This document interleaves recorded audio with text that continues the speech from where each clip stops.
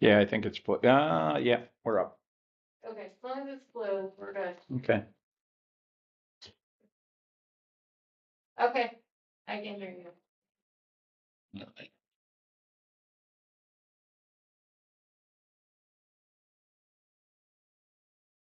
Mike, will you sign in?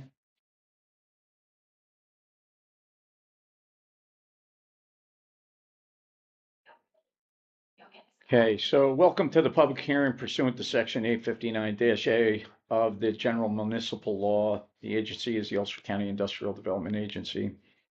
Project beneficiary is 615 Broadway LLC. The project location is 615 Broadway and part of 35 Cedar Street in the city of Kingston, Ulster County, New York. Today's date is March 23rd, 2026. The time is 5:33 p.m. and the hearing location is here at Kingston City Hall, located at 420 Broadway in the city of Kingston, Ulster County, New York. So good afternoon. My name is Michael Ham. I am the chairman of the Ulster County Industrial Development Agency. I am also the hearing officer for this public hearing being held in connection with the project, which is subject to this public hearing. Can we please start this meeting by standing for the Pledge of Allegiance? I pledge allegiance to the flag of the United States of America and to the republic for which it stands, one nation, under God, indivisible, with liberty and justice for all. Thank you very much.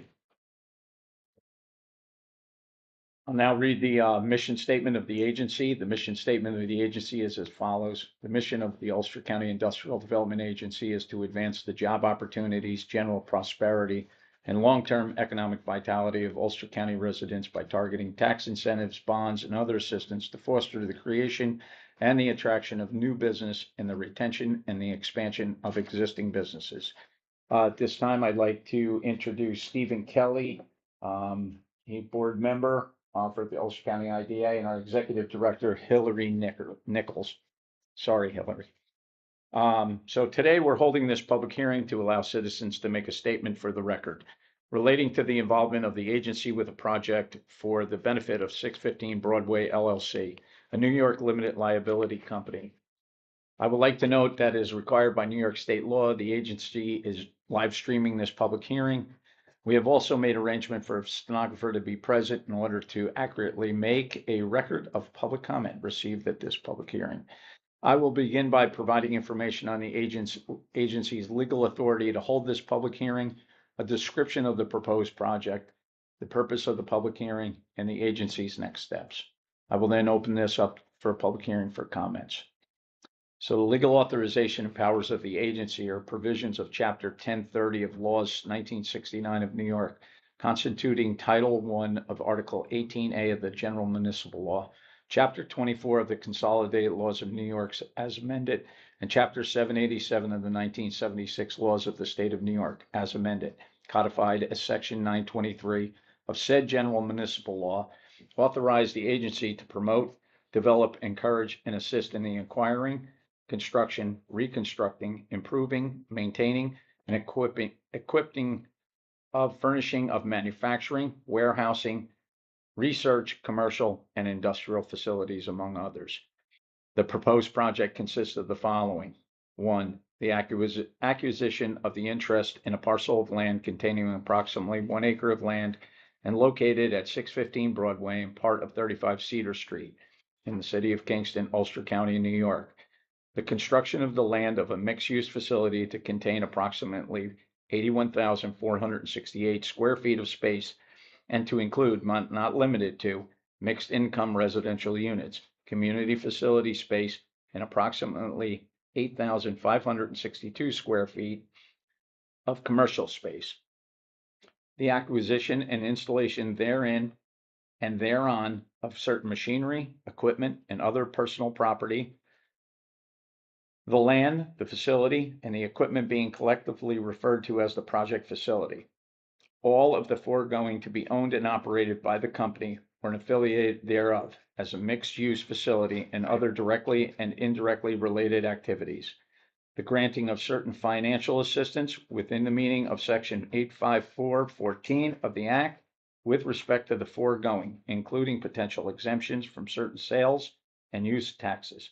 real property taxes, and mortgage recording taxes, and the lease of the sale of the project facility to the company or such other persons as may be designated by the company and agreed upon by the agency. Pursuant to Section 859-A of the Act, prior to the agency providing any financial assistance as defined in the Act of more than 100,000 to any project, the agency, among other things, must hold a public hearing pursuant to Section 859-A of the Act with respect to said project. Since the proposed financial assistance to be provided by the agency with respect to the proposed project may exceed $100,000, then prior to providing any financial assistance of more than $100,000 to the proposed project, the agency must hold a public hearing on the nature and location of the project facility and proposed financial assistance to be provided to the agency with respect to the proposed project. After consideration of the application submitted to the agency by the company, the members of the agency have adopted a resolution on February 18, 2026, authorizing the executive director of the agency to conduct this public hearing with respect to the proposed project pursuant to Section 859-A of the Act. The certified public hearing resolution was sent to Chief Executive Officer of Ulster County, City of Kingston, and the Kingston City School District on March 9, 2026. The executive director of the agency caused notice of this public hearing to be mailed on March 9, 2026 to the chief executive officers of the affected taxing jurisdictions and published on March 11, 2026 in the Daily Freeman, a newspaper of general circulation available to all residents of the City of Kingston, Ulster County, New York. In addition, the executive director of the agency caused notice of this public hearing to be posted on March 9th, 2026 on the agency's website and on March 12th, 2026 on a public bulletin board located at the City of Kingston City Hall located at 420 Broadway in the City of Kingston, Ulster County, New York. Copies of the notice of this public hearing are available at the front of the room. Now, unless there is any objection, I'm going to suggest waiving the full reading of the notice of this public hearing and instead request that the full text of this notice of this public hearing be inserted into the record of this public hearing. The agency will discuss the proposed project at subsequent meeting of the agency currently scheduled for March 25th, 2026 at 9 a.m. And at such meeting, the agency will also consider the comments received at this public hearing. Such meeting, like all meetings of the agency, are open to the general public. The notice of this public hearing indicated that written comments could be addressed to Hillary Nichols, Executive Director. At this time, the agency has not received any written comments. The public comment period for written comments will remain open until the close of business on Tuesday, March 24th, 2026. If there's any representative right now of any of the affected taxing jurisdictions, we can open with remarks from them.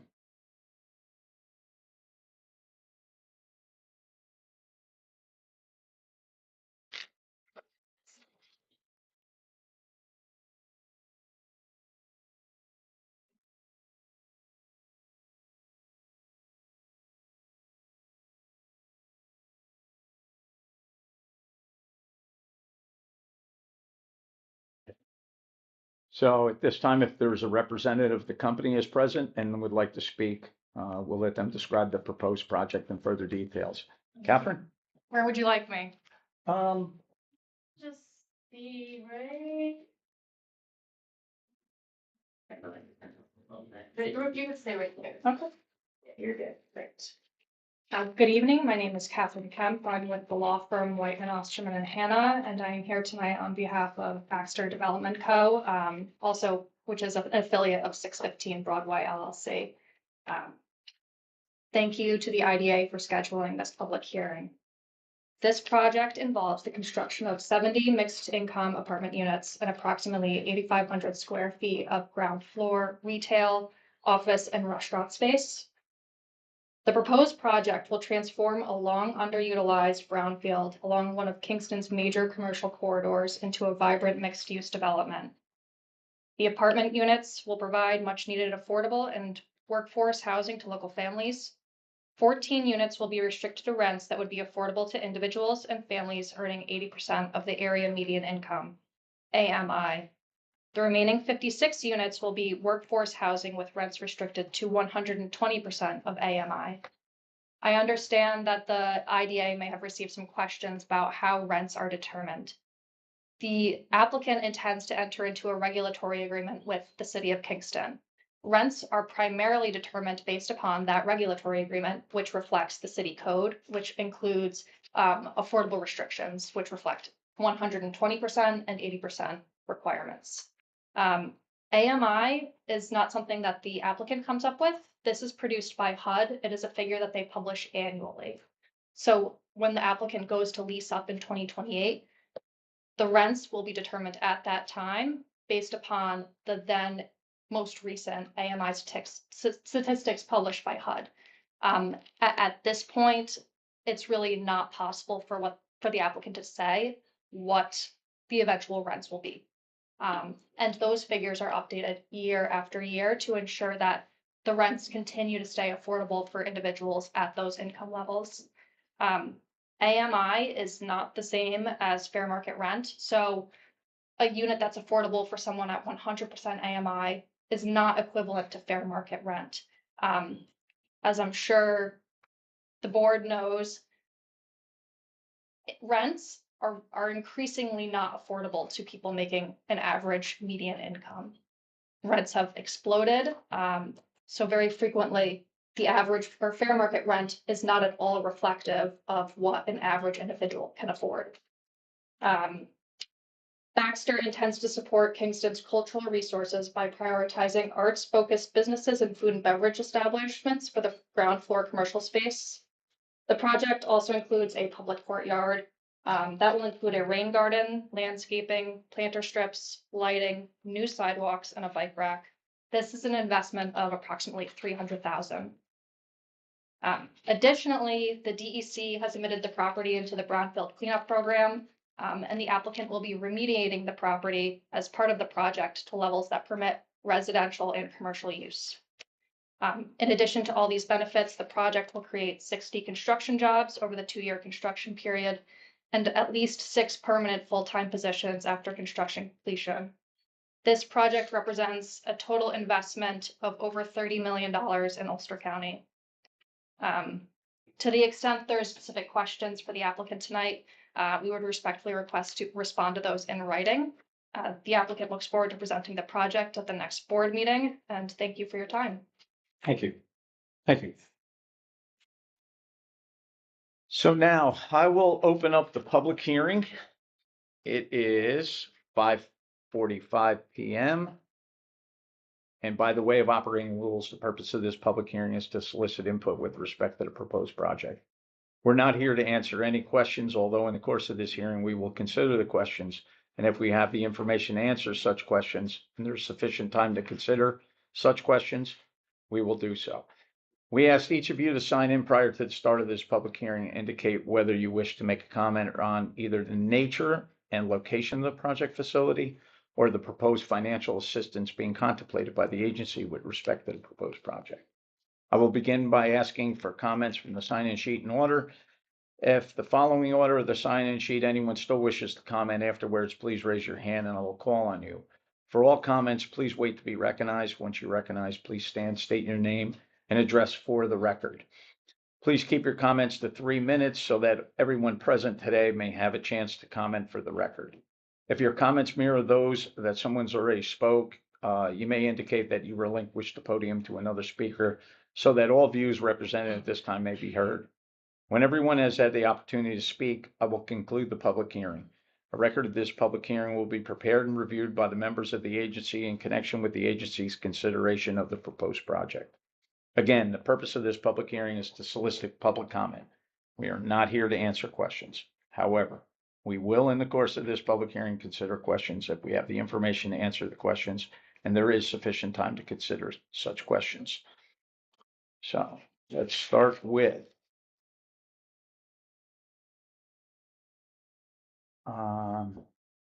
Matt Colangelo. I apologize. That's okay. Do you want me to sit over here? Or- No, you should be good right here. Okay. Yeah. Oh, you want me to sit down? No, you do whatever you're comfortable. All right, Yeah. that's fine. Yeah. I prepared something, so I want to Okay. read it.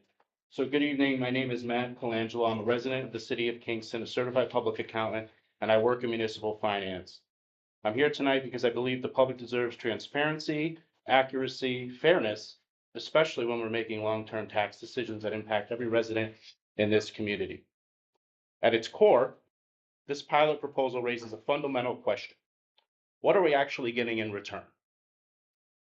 Because from where I stand, we are being asked to give up a significant portion of our tax base, something every resident here pays in full, for a project that is offering primarily market rate housing with very limited affordability and only 6 permanent jobs.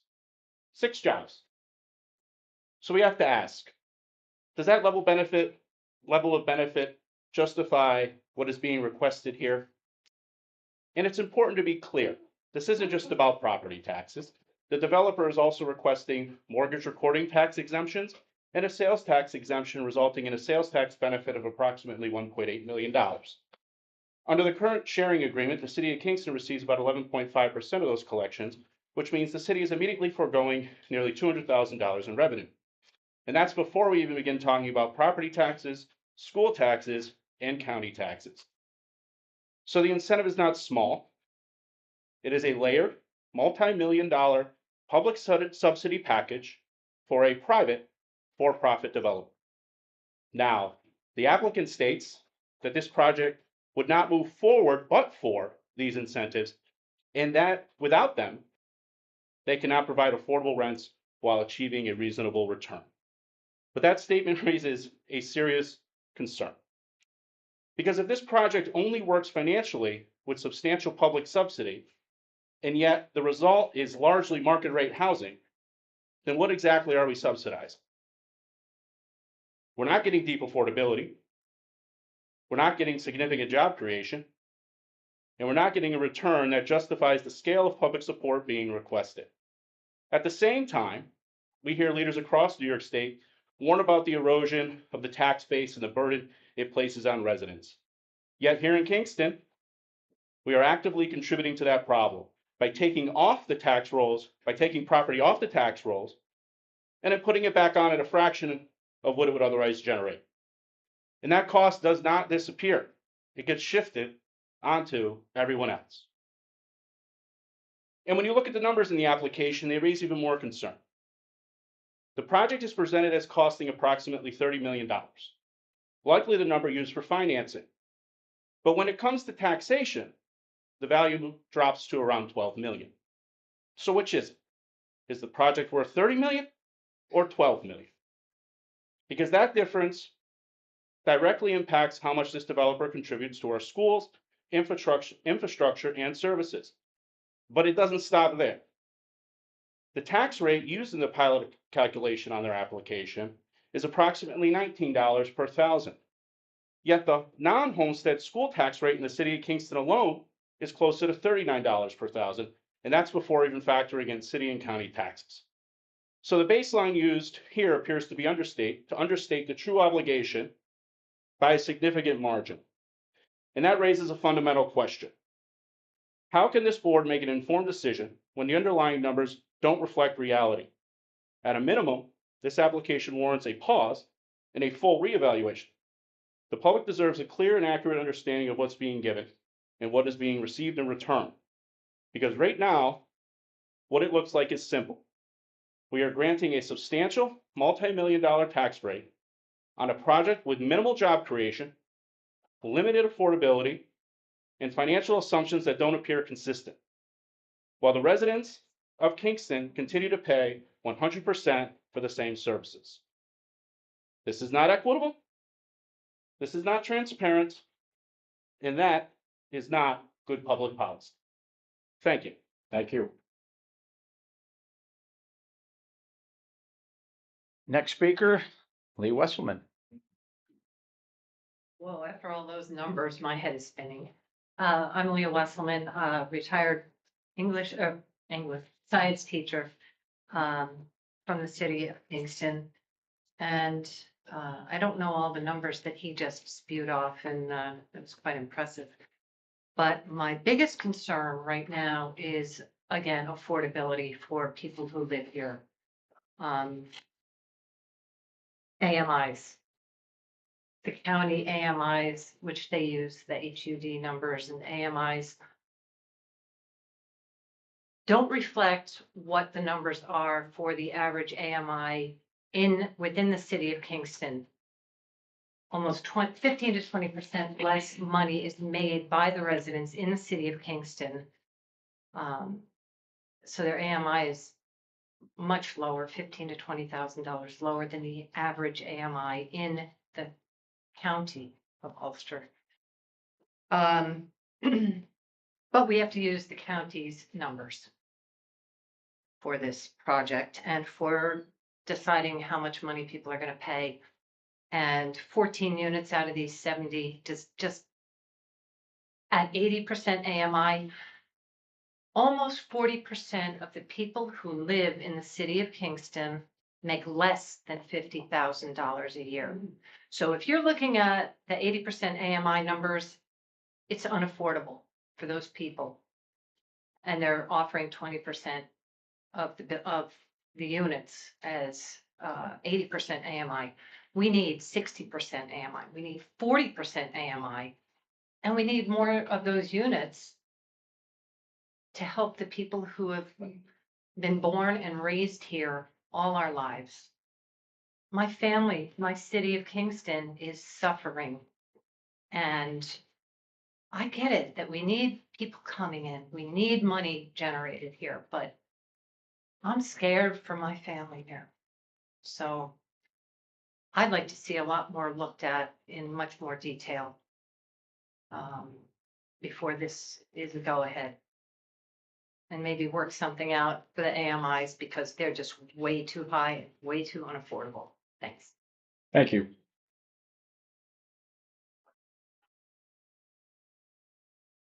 Next speaker, Michael Tierney. Good evening. Thank you, Chair Ham, Mr. Kelly, Director Nichols, Honorable Stenographer. My name is Michael Tierney. I'm the Alderman of the Second Ward of the City of Kingston. I'm also the Chair of the Common Council's Finance and Audit Committee, but I'm only speaking for myself and not on behalf of the council. I have serious concerns about granting this project a pilot. I think it's great that they want to remediate the brownfield, and I think it's ultimately great that they're going to build apartments. But the level of affordability that this apartment complex would be seeking is simply unaffordable to the average renter here in the city of Kingston. There's also very few 2 and 3 bedroom apartments, which means this would likely be for singles or couples. That Hudson Valley Pattern for Progress in their recent housing report highlighted the need for 2 and 3 bedroom apartments here in the city of Kingston and throughout Ulster County. The amount of rent that they want to charge for an affordable apartment is higher than what fair market rent is. Fair market rent in fiscal year 2025 was about $1,300 for a studio or 1 bedroom apartment. They can charge up to $2,800 for that same studio and call it affordable. Part of that farce is not on them. They're a business seeking to use the legislation that's available to them. That's on us and the city for allowing them to do that. But I do not believe that this pilot would benefit our community.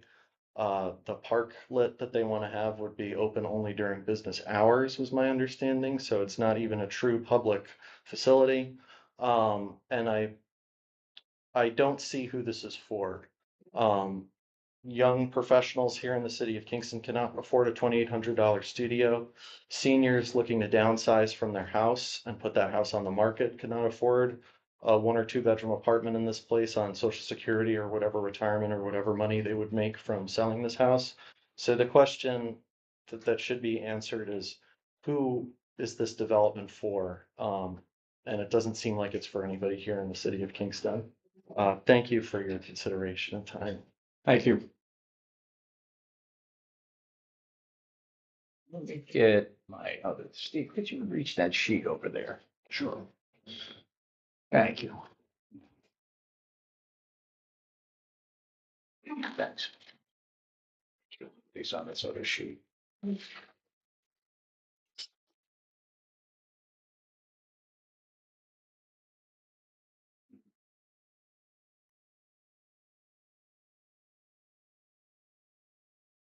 Okay, next speaker, Erwin Sperber. Did I get that right? You got it right. Look at me. Okay.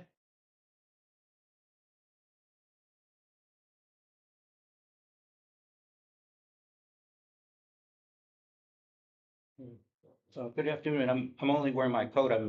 Have a shoulder injury, and my orthopedist told me I have to keep my shoulders warm for physical rehab purposes. So it's not like I feel this building is cold. It's okay. Okay. Uh, uh, Mr. Ham and members of the Ulster County IDA, I do have a prepared statement, but to be brief about it, I'll just highlight the central points that I hope will make some sense to you good people. First of all, in general, I'm concerned about the manner in which notification of this committee was sent out to the public. The date of the announcement is, or at least I got it at March 11th. I didn't read it in the Freeman until the 12th. So you're basically allowing concerned citizens and taxpayers in the county, and particularly in Kingston, less than 2 weeks to research this independently and to take a look at the proposed development site. And I think that is a woefully insufficient amount of time for people who want to carry out due diligence and make an informed input to this hearing. I'm also equally concerned about the timing of this at 5:30 in the very late afternoon, when most people are still first getting home from work about 5 o'clock. They have to go home, possibly look after their kids, have a meal if possible, and there's no way in God's earth they can make it here at 5:30. Now, these issues about the notification and the timing of these hearings, uh, as you probably recall, have been raised as concerns emphatically and repeatedly by several people at several hearings. And I'm really disappointed to see that the tendency continues to have these meetings given unduly short notice to the public, and they're set up at times too early in the day for people who are paying their hard-earned tax dollars in the form of property taxes to show up here and make their views known. Accessibility is absolutely essential, and I think the IDA has a long way to go to make amends on that score alone.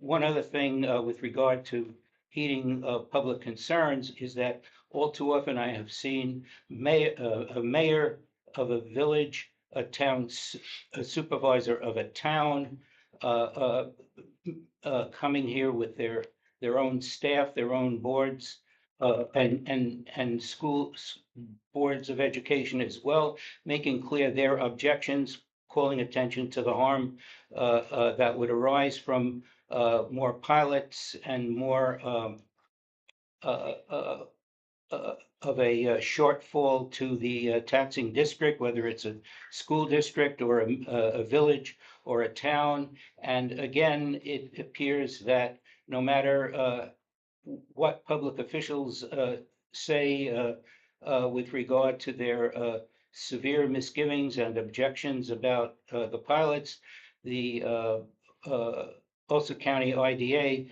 appears to give out these pilots as though it was a business as usual and nothing to be concerned about. And I think this is a terrible way for any governmental agency or quasi-government agency to operate. It's, in my view, disgraceful and should not be allowed. Substantively, one of the things I'm particularly concerned about is the announcement in the Freeman, which is all I had an opportunity to inspect with any detail, refers to community facility space and commercial space for the proposed project. Now, that is certainly in keeping with the legislation that the New York State Legislature enacted to establish the IDA. And the use of community facility space and commercial space is 100% within the mandate of the legislation. The reference in the announcement to mixed income residential units, however, is problematic. I can find no authorization in the statute establishing the IDA that would enable it to grant pilots or tax exemptions for housing, whether luxury housing, middle income housing, affordable housing, or any other version of housing. I'm not an attorney, admittedly, I'm just a retired sociologist from the academic world. But it's indeed possible that my lack of professional expertise here, because I'm not an attorney, so I was perhaps unable to recognize an operative clause in this statute that would allow for such a use. It is possible that an attorney on behalf of the IDA might be able to identify the language or passage somewhere in the legislation that would authorize the IDA to grant pilots to develop for the development and construction of housing. If no such authorization can be found in the legislation, and I believe none can be found, then a substantive revision of the agency's proposal at hand would seem to be in order. And I would like respectfully to offer a recommendation for what to do about it. Insofar as the Ulster County's Industrial Development Agency seems to have ample funds, according to the announcement anyway, to buy the parcel of land in question, but without the legal authority to grant tax exemptions for the construction of housing, an alternative use of such funds could be considered that would be in compliance with the enacting legislation. And without going into detail about the impact of tariffs, supply chain problems, the war in Iran, and skyrocketing fuel costs in Ulster County, immediately impacting businesses here in Kingston, many of these local businesses are now facing really hard times. Many enterprises, such as tourist facilities, nightclubs, restaurants, dive bars, small and medium-sized shops of all kinds, community centers, local radio stations, and newspaper publications are in some cases barely managing to stay afloat. Many of these enterprises might need tax exemptions or other subsidies to survive in the present circumstances. These enterprises are often vital to the community's cultural identity and economic well-being. IDAs at the county level can and should be supporting them rather than catering to wealthy corporate developers. And that would also be a sign of good faith and concern for community well-being that would be coming right from the IDA.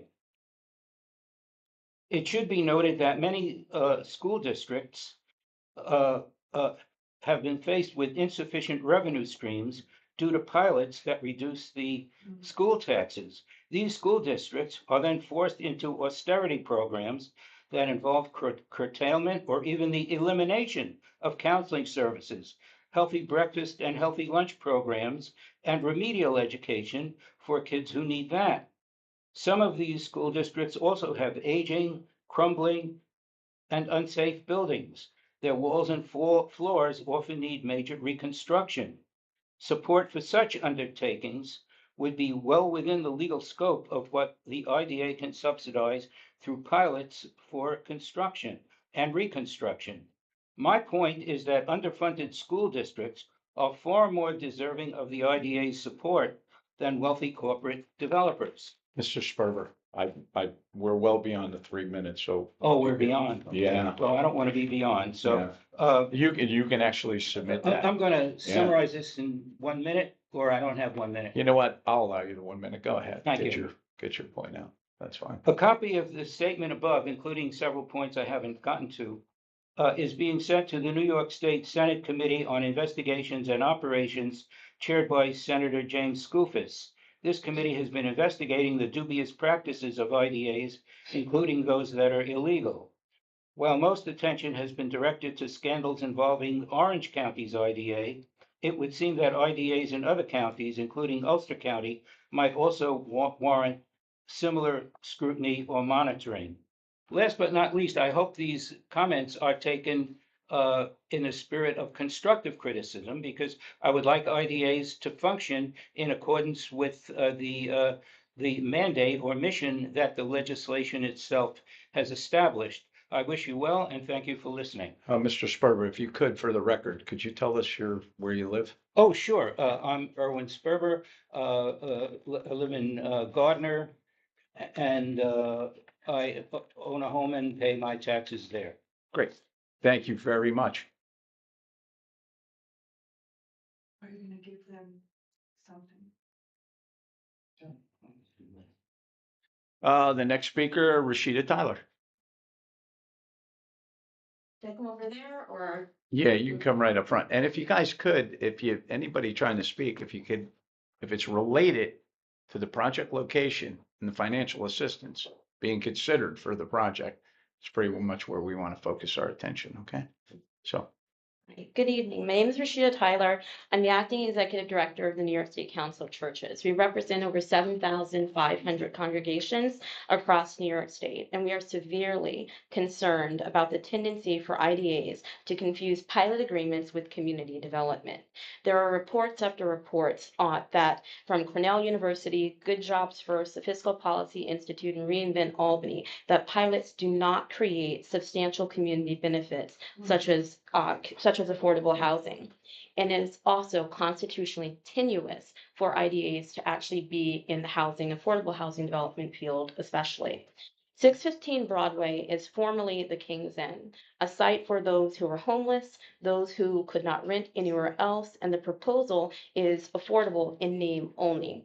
This particular proposal has been out there for a number of years and has been repeatedly rejected by people in Kingston because it is not affordable.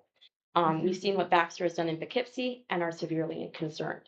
And I severely doubt that this project could not be built without taxpayer assistance. Pilots are literally robbing our schools, our public institutions, our communities, and our futures. This project, in and of itself, I think they might be able to find private investors. Tax money that is coming from our base is intended to be for the community good. Our schools, our transit, our infrastructure, which is crumbling underneath us. And when we're robbing from that, we're taking and putting that burden on homeowners. Foreclosure rates across America, but also in Ulster County, have risen. They've risen actually 54% in 1 year. So when we're thinking about pilots, it's not just what can this individual project or how can this individual project benefit, how is the entire community impacted? And so tomorrow I'll actually be giving a press conference with Reinvent Albany on IDAs. And it's not just Ulster County's IDA. We went around the entire state talking to different IDAs. We understand the intent, but the effect and the impact is that our communities are harmed. This particular project is one that I think is not worthy of public funding. Thank you. And I'm Rashida Tyler, I live in Kingston. thank you.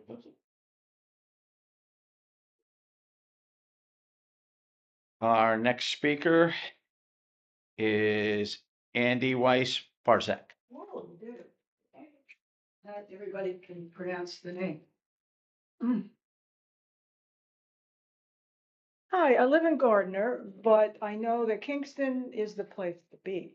So I don't see why you need to give them a pilot. They probably will do it anyway with investors. Now, as somebody else has said, the Industrial Development Agency was set up to produce jobs.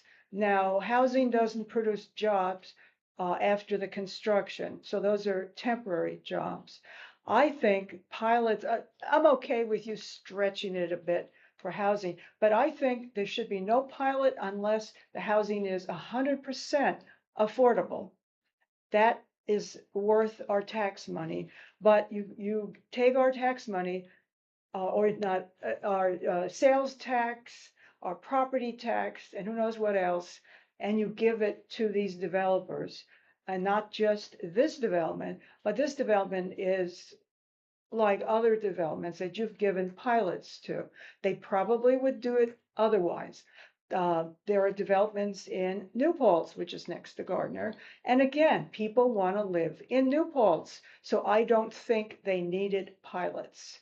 If you want a pilot somewhere in Mount Trumper, say, that's different because people don't particularly want to live in Mount Trumper.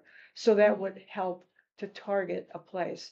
But Kingston, New Paltz, Gardner, and there are probably other places that don't need pilots. They'll do it anyway. Again, I think a pilot should only be used for 100% affordable, not these mingy little 10%, 15% that they offer, like, I don't know, not even a carrot, a crumb to the IDA so they can get all these wonderful benefits. And they're very good benefits, but I don't think you should give it to them. Okay. Thank you. Okay, is there anyone else that would like to speak that did not sign up at this time?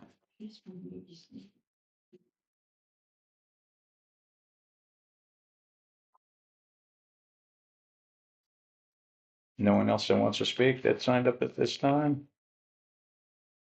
Okay.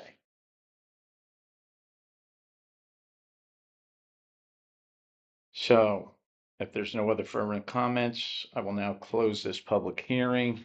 It is approximately 6:14 p.m. Thank you all for attending. Mike, can you tell us what you do now? I think somebody else got a hand up.